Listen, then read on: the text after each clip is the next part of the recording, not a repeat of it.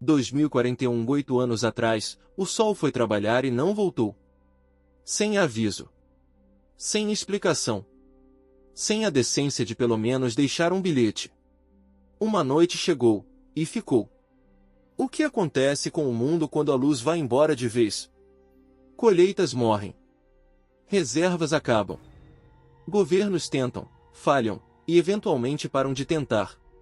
O que sobra é o que os humanos sempre foram quando tiram a camada civilizada por cima. Que não é bonito. E as criaturas? Bem, a escuridão trouxe coisas que não existiam antes. Animais que não são mais animais. Pessoas que não são mais pessoas, e alguns poucos, os sortudos, se é que esse termo ainda significa alguma coisa, que acordaram com algo novo dentro deles. Poderes. Daniel Mercer era um desses. O que não significa que sua vida era fácil. Significa que era complicada de um jeito diferente. Daniel Mercer tinha 28 anos. Havia sobrevivido 8 anos num mundo que matava pessoas muito mais preparadas do que ele. Havia visto coisas que fariam qualquer psicólogo pré-apocalipse pedir uma licença médica imediata. Havia perdido pessoas. Havia perdido a mãe no 2º ano da noite eterna, uma infecção simples, do tipo que antibióticos resolveriam num mundo com farmácias funcionando. O pai tinha sumido antes disso. Não morreu. Sumiu. Que em muitos aspectos é pior. Havia sobrevivido a tudo isso. Menos a uma bebida com gosto de cereja que um amigo colocou na sua mão sorrindo. Soiler. O sorriso era falso. Naquele momento, deitado no chão frio de um apartamento que já não era bem um apartamento, paredes remendadas, janelas cobertas com tudo o que havia disponível, geradores roncando lá fora como animais entediados, Daniel tentava lembrar como se chamava. Não era um bom sinal. Seu poder era simples de explicar e impossível de entender completamente. Ele conseguia mandar sua consciência para o passado. Não o corpo. Só a mente. Alguns minutos. O suficiente para avisar o grupo quando algo ia dar errado. O suficiente para mudar o resultado de uma emboscada, de uma decisão ruim, de um segundo a menos de atenção. Era o suficiente para sobreviver 8 anos num mundo que tinha outras ideias. Mas naquela noite, o poder não vinha. Ele tentou. Concentrou tudo o que tinha naquele ponto específico atrás dos olhos, a porta de entrada do poder. A porta estava lá.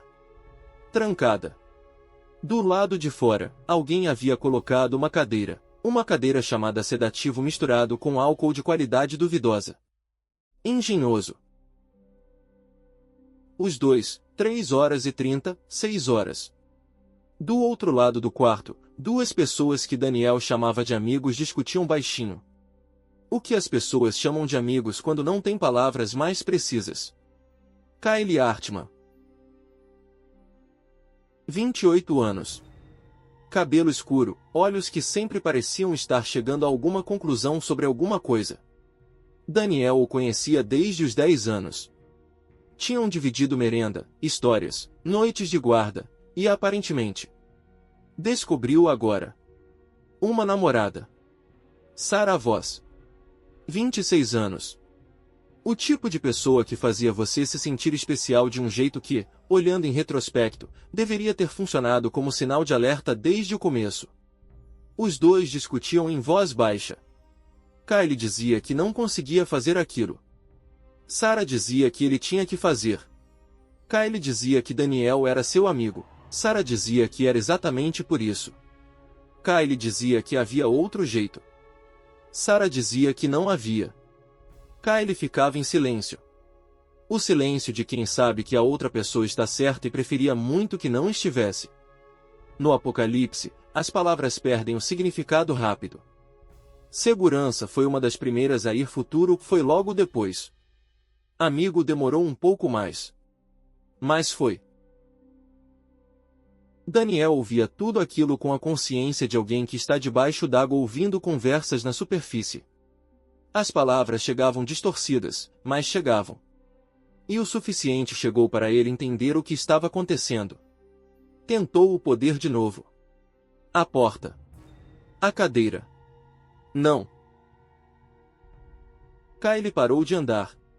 Quando alguém que está nervoso para de andar, é porque tomou uma decisão. Daniel conhecia Kyle o suficiente para saber isso. E então Kyle disse a frase. A frase que Daniel Mercer repetiria na cabeça muitas vezes depois daquela noite. Em momentos que não esperava. Em momentos que preferia não estar pensando nisso. Asterisco é o único jeito. Você sabe como ele é. O pet do chefe. Enquanto ele existir, o plano não funciona. Precisamos cuidar dele primeiro. Asterisco. Pet do chefe. Daniel havia arriscado a própria vida mais vezes do que conseguia contar para proteger aquele grupo. Havia voltado no tempo até perder a noção de quantas vezes. Havia sangrado, adoecido, passado fome. Pet do chefe. Sarah respondeu com 2 palavras. Asterisco eu sei. Asterisco. 2 palavras. Daniel havia escutado Sarah dizer coisas mais difíceis do que isso sem piscar. Mas aquelas 2 palavras, naquela ordem, naquele tom, foram as mais pesadas que ele já ouviu. Tentou o poder uma vez mais. Com tudo que ainda tinha. A porta. A cadeira. Não. Kyle beijou Sarah. Não era o beijo de 2 pessoas apaixonadas. Era o beijo de 2 pessoas que precisavam de coragem e não tinham outro lugar para buscar. Depois o beijo terminou. E Kyle foi até a parede. Encostado lá, desde antes de Daniel chegar naquela noite, havia um taco de beisebol. Daniel reconheceu o taco. Ele mesmo tinha dado para Kyle no aniversário de 20 anos do amigo. Tinha uma pequena inscrição na madeira. Asterisco Bros Forever asterisco. A ironia estava lá, disponível para qualquer um que quisesse apreciá-la. Daniel não estava com humor. Kyle caminhou na direção dele. 3 metros. Daniel tentou se mover. Não conseguiu. 2 metros. Tentou o poder. A porta. A cadeira. 1 metro. E então? Algo diferente aconteceu. O poder não abriu a porta. Arranhou a parede inteira. Daniel Mercer nunca tinha ido além de 15 minutos no passado. Nunca tinha precisado. Nunca tinha quase morrido de um jeito que 15 minutos não resolviam. O que acontece quando um poder acostumado a dar passos pequenos precisa dar um salto? Aparentemente. Ele dá. O quarto sumiu. Kyle sumiu. O taco sumiu. Sarah sumiu. Tudo sumiu. Daniel Mercer, 28 anos, veterano de 8 anos de Apocalipse, batedor de grupo, homem que havia sobrevivido a coisas que não deveriam existir. Desapareceu. O que apareceu no lugar? Tinha 15 anos, cheirava a shampoo de adolescente, e estava deitado numa cama com um pôster do Lakers na parede. Daniel ficou olhando para o teto por um tempo considerável. O teto estava intacto. Sem remendos. Sem rachaduras de explosão. Sem manchas de umidade de inverno sem fim. Apenas teto. Branco. Chato. Absolutamente perfeito. Ele desceu da cama devagar. Cada passo era informação nova. Carpete macio. Aquecimento central funcionando. Cheiro de café vindo de baixo. Café. Daniel não tomava café de verdade fazia 4 anos. O último que tinha tomado era de um pacote vencido que o grupo havia encontrado numa farmácia abandonada. Tinha gosto de papelão com pretensões. Mas era café. Ele desceu as escadas em estado de choque existencial moderado. Para os padrões do Apocalipse, estava indo muito bem. A mãe de Daniel se chamava Patrícia. No futuro, no tempo de onde ele vinha, Patrícia Mercer havia morrido antes de completar o 2º ano da noite eterna. Uma infecção. Simples. O tipo que antibióticos resolveriam sem drama num mundo com farmácias funcionando. O mundo não tinha mais farmácias funcionando. Aqui ela estava de pé na cozinha usando um avental com estampa de girassóis e reclamando que o café tinha saído fraco. Daniel parou na entrada da cozinha. Patrícia olhou para ele. Asterisco bom dia, dorminhoco. Vai perder o ônibus. Asterisco. O pai de Daniel estava sentado à mesa com o celular na mão, Robert Mercer. Que no futuro não havia morrido. Havia sumido. Antes mesmo de Patrícia. Antes mesmo do primeiro ano completo de Noite Eterna. Simplesmente foi um dia e não voltou. Sem explicação. Sem bilhete. O tipo de coisa que o Apocalipse fazia com certas pessoas. Ou que certas pessoas usavam o Apocalipse para fazer. Daniel nunca descobriu qual das duas. E olhando para o pai ali, tranquilo, mexendo no celular numa manhã comum de 2028, 5 anos antes de tudo. Não sabia o que sentir. O pai perguntou se ele estava bem. Daniel disse que estava. O pai voltou para o celular. Patrícia colocou o café na frente dele. Fraco, de fato. Era a melhor coisa que Daniel havia bebido em anos. Ele ficou sentado ali por alguns minutos. Mentalmente começando a calcular. 2028, a Noite Eterna começaria em 2033. 5 anos, com 15 anos de idade, sem recursos, sem credibilidade, num corpo que ainda não tinha força nem o instinto do homem que havia se tornado. 5 anos era pouco e muito ao mesmo tempo. Havia pessoas que precisava encontrar. Conhecimentos que precisava adquirir. Recursos que precisava acumular de alguma forma. E havia algo mais imediato. Algo que estava chegando de bicicleta na calçada lá fora. Daniel foi até a janela. Na calçada, um garoto de 15 anos com mochila nas costas e sorriso fácil acenou na direção da casa. Kyle Hartman. Cabelo escuro. Olhos que pareciam calcular alguma coisa. Que pareciam, mas que numa manhã de 2028 ainda não calculavam nada de importante. Ainda.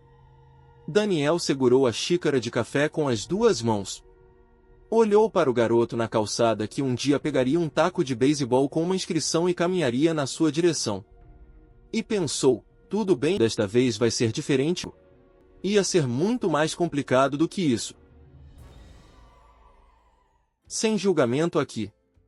O homem acabou de voltar no tempo, está num corpo de 15 anos, com aqueles malditos hormônios, viu o amigo que vai tentar matá-lo chegar de bicicleta sorrindo, e ainda está segurando uma xícara de café frio. Qualquer um choraria. Qualquer um mesmo. Até eu quase chorei de ver. Patrícia do avental de girassóis tinha aquele sexto sentido que todas as mães têm.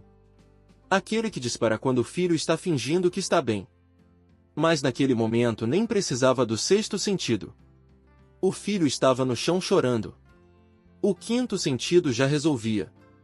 Ela foi até ele. Se ajoelhou, colocou a mão nas costas dele. Não perguntou nada. Mães de verdade sabem quando a pergunta atrapalha. E então ele começou a falar. E foi aí que as coisas ficaram complicadas. Porque Daniel Mercer, que havia aprendido a controlar tudo, havia aprendido a medir cada palavra. Não conseguiu medir essas. Ele falou sobre o futuro. Sobre ela. Sobre o que estava por vir. 8 anos. 8 anos no Apocalipse ensinam algumas coisas que a escola nunca vai colocar no currículo. Uma delas é essa: controlar as emoções não é fraqueza. É a diferença entre estar vivo amanhã ou não estar. Daniel Mercer tinha aprendido isso do jeito mais difícil possível. Tinha aprendido a engolir o medo, a raiva, o luto, tudo. Tinha aprendido a olhar para situações que fariam qualquer pessoa desmoronar e continuar de pé. Ele tinha um truque, mas disso a gente fala mais tarde. O garoto era bom nisso. Era muito bom nisso. Só que tem um problema com guardar coisa demais dentro. Em algum momento, o espaço acaba. E foi mais ou menos assim que Daniel Mercer, sobrevivente do Apocalipse, veterano de 8 anos de Noite Eterna, homem que havia encarado monstros sem piscar, desabou no chão da sala, em frente à janela, e começou a chorar. Não choro bonito. Não choro contido. O tipo de choro que vem de muito longe e não pede licença para arregaçar ninguém. E olha, não de forma clara, não saiu um discurso organizado sobre a noite eterna e os monstros. Saiu o resto. O luto que ele nunca tinha enterrado direito. A raiva que não tinha para onde ir. O peso de saber o que vai acontecer com cada pessoa naquela casa. Ele falou sobre a mãe. Disse que ela não podia morrer. Disse que não ia deixar ela morrer. E então seu papis apareceu na entrada da sala. Thomas Mercer, 47 anos, cabelo começando a grisar nas têmporas, expressão de homem que nunca deixa muito aparecer. Ficou parado olhando para o filho no chão. E Daniel olhou de volta para ele. 8 anos de Apocalipse também ensinam outra coisa. Que algumas raivas ficam guardadas por muito tempo. E quando a porta abre, saem todas de uma vez. Ele gritou com o pai. Sobre o sumiço. Sobre ir embora sem explicação. Sobre deixar todo mundo para trás sem ao menos se despedir. O homem de temporas brancas não entendeu bulhufas do que o filho estava falando. E isso também era verdade. Porque em 2028, Thomas ainda não tinha sumido. Em 2028, Thomas Mercer estava de pé na entrada da sala, completamente confuso, olhando para um garoto de 15 anos gritar sobre coisas que não haviam acontecido ainda. Patrícia e Thomas fizeram o que pais fazem quando não entendem o que está acontecendo com o filho. Tentaram trazer ele de volta. Falaram com calma. Perguntaram se ele havia dormido. Se havia comido. Se havia acontecido alguma coisa. O tipo de pergunta que serve para ancorar alguém no presente quando o presente é tudo o que existe. O problema é que para Daniel, o presente era um conceito bem mais complicado do que para a maioria das pessoas. Aos poucos, bem aos poucos, ele foi voltando. Não para 2028. Para si mesmo. E foi aí que percebeu algo que havia esquecido no meio do caos emocional. Ele tinha voltado no tempo. Tudo bem, não exatamente escolhido, né? O poder meio que decidiu sozinho qual era a urgência do momento. Mas o ponto é: ele estava aqui. Em 2028. 5 anos antes do fim do mundo. E a mãe estava do lado dele com um avental de girassóis, viva, perguntando se ele queria água. Tem coisas que o Apocalipse não consegue tirar de você. Mesmo depois de tudo. Tem coisas que ficam. Ver a mãe viva era uma dessas coisas. Ele disse que sim para a água. E enquanto Patrícia foi buscar, algo mudou na cabeça do nosso protagonista. Não uma decisão grandiosa. Não um plano elaborado. Apenas uma percepção simples que chegou sem avisar. Ele tinha 5 anos. 5 anos para fazer diferente. 5 anos para impedir a morte dela. O sumiço dele. O apocalipse. Tudo. Tá, sim, parece muito. E ao mesmo tempo parece pouco. Mas era o que tinha. E Daniel Mercer, que havia sobrevivido 8 anos com muito menos do que isso. Era o tipo de pessoa que sabia trabalhar com o que tinha. Thomas Mercer olhou para o filho por mais alguns segundos. Disse que iam conversar mais tarde, quando ele estivesse melhor. E saiu. Daniel ficou olhando para o lugar onde o pai havia estado. Não disse nada. Primeiro dia de volta ao passado, faltou na escola. Belo começo, Daniel. Muito estratégico. Mas tudo bem. Às vezes o plano mais importante começa com ficar deitado na cama olhando para o teto por algumas horas.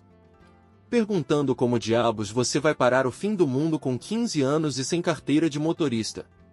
Ele sabia algumas coisas com certeza. A noite eterna começaria em 2033. Tinha 5 anos para impedi-la.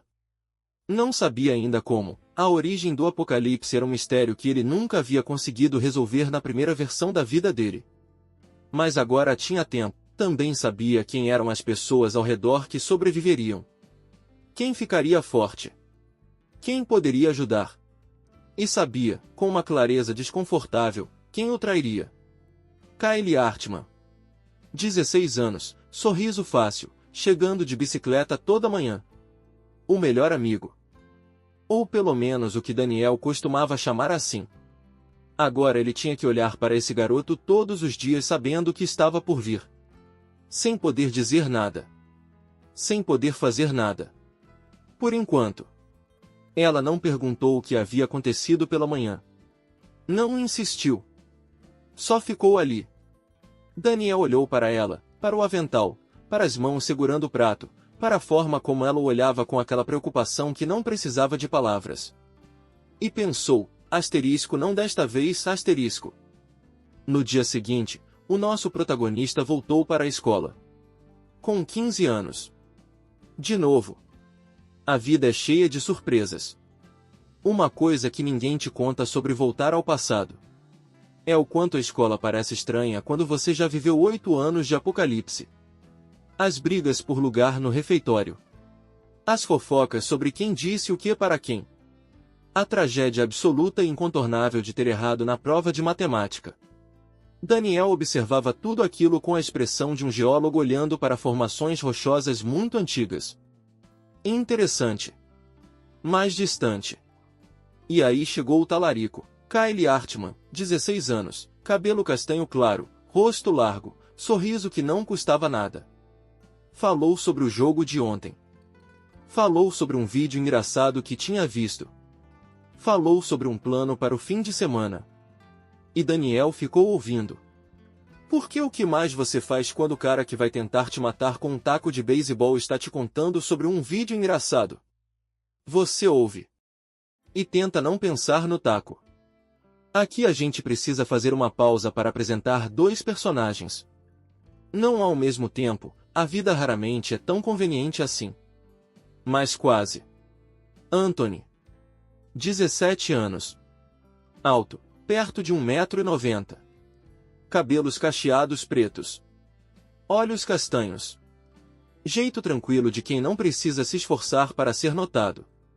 Artista. Grupo de teatro da escola. O tipo de pessoa que entra num ambiente e as pessoas ficam um pouco mais relaxadas sem saber por quê.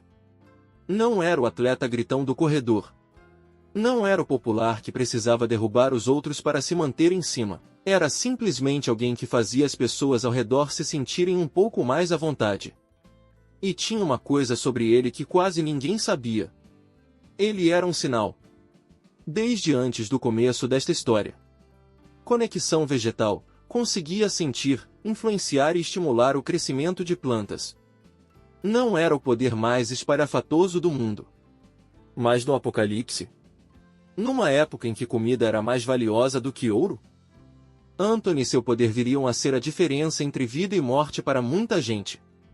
Ele só não sabia disso ainda.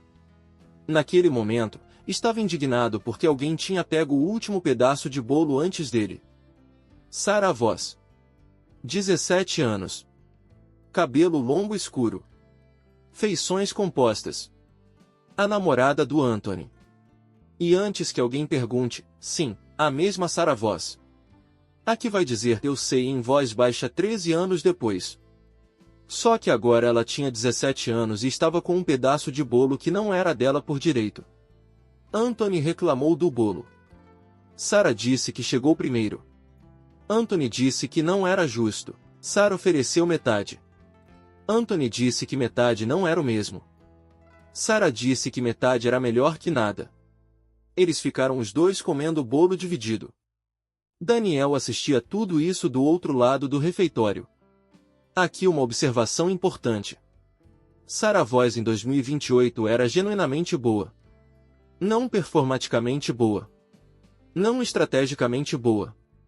Genuinamente. Ela dividia o bolo porque dividia. Ela se importava com as pessoas ao redor porque se importava. O Apocalipse faz coisas com as pessoas. Coisas que em 2028 ainda não haviam acontecido. Daniel sabia disso. E saber não tornava mais fácil. Tornava mais difícil.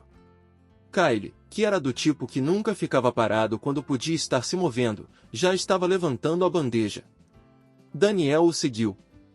Por que o que mais você faz? Kyle era bom nisso.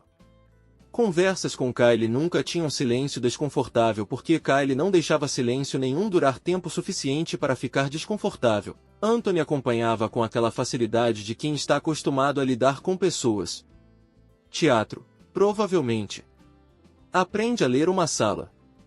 Sarah fazia perguntas específicas, não do tipo que enche espaço, do tipo que realmente quer saber a resposta. E Daniel ficou em silêncio por mais tempo do que era normal. Anthony tinha esse talento. Percebia quando alguém não estava com disposição para a conversa. E não forçava. Não ignorava, só não forçava. É mais raro do que parece. Sarah perguntou se ele estava bem. Não do jeito que as pessoas perguntam quando na verdade não querem saber.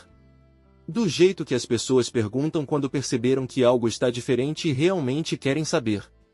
Daniel olhou para ela. Para essa versão dela, 17 anos, bolo dividido, pergunta genuína. E disse que sim. Que estava bem. Sarah acenou. Não pressionou. O Apocalipse faz coisas com as pessoas. Mas as pessoas fazem coisas com o Apocalipse também. Daniel ficou pensando nisso por um tempo depois que o almoço acabou. Kylie foi embora falando sobre alguma coisa. Anthony e Sarah foram juntos, ela com os cadernos na frente do peito, ele com aquele passo largo de quem é alto demais para andar rápido. Daniel ficou parado por um segundo vendo os quatro, incluindo ele mesmo, se dispersando. 4 pessoas numa mesa de refeitório. Uma delas vai trair ele. Uma vai dividir bolo e anos depois dizer 2 palavras em voz baixa. Uma vai ser fundamental para a sobrevivência de muita gente depois, bem deixo depois para outra hora. E a quarta era ele. Que sabia de tudo. E não podia dizer nada. Kylie foi embora com aquele ar de quem planejava a tarde e foi cancelado. Daniel assistiu ele ir. E pensou. Como é que uma pessoa olha para outra pessoa sabendo o que vai acontecer? E simplesmente continua andando? Ainda não tinha resposta para isso. Provavelmente levaria um tempo. Trabalho de meio período. Loja de eletrônicos. O Daniel de 20 anos havia trabalhado aqui. O Daniel de 15 também trabalhava. A diferença é que o de 20 tinha sobrevivido 8 anos de apocalipse e estava de volta ao passado tentando salvar o mundo. O de 15 só sabia que precisava juntar dinheiro. Bem, agora os dois eram o mesmo, então. E lá estava a supervisora. A mesma Sarah do refeitório, só que aqui era a veterana da loja. A chefe informal. Daniel sabia muita coisa sobre Sarah Voss. Sabia o que ela faria em 2041 enquanto ele estava drogado no chão. Sabia as 2 palavras que ela diria em voz baixa enquanto Kylie pegava o taco. E sabia, porque havia acabado de ver no refeitório, que em 2028 ela dividia bolo e fazia perguntas genuínas. Era muito fácil esquecer um e ver só o outro. Era muito difícil ver os dois ao mesmo tempo. Daniel seguiu a instrução. Até aí, tudo bem. Aqui a gente precisa falar sobre um detalhe importante da vida do nosso protagonista no Apocalipse. Daniel Mercer tinha desenvolvido um mecanismo de sobrevivência emocional. Simples, eficaz, e completamente impraticável no mundo normal. Quando algo irritava, ele dizia o que pensava. Sem filtro. Sem cerimônia. Botava tudo para fora. E depois, usava o poder. Voltava alguns minutos no tempo. E agia como se nada tivesse acontecido. Era uma terapia, de certa forma. Expressava o que sentia. Processava. Voltava. E seguia em frente. O problema é que agora não tinha porta para abrir. Não é que a porta estava fechada. Não é que tinha uma cadeira encostada do lado de fora. A porta simplesmente não existia. Não havia poder para usar como muleta emocional. O que saía da boca ficava no ar. E ficava. Daniel percebeu o que havia feito antes mesmo de terminar de falar. Mas perceber depois não desfaz o antes. Essa também era uma das lições do Apocalipse. Só que lá ele tinha como consertar. Aqui não. Aqui esse que vos fala vai fazer uma pausa respeitosa. Por que Saravós?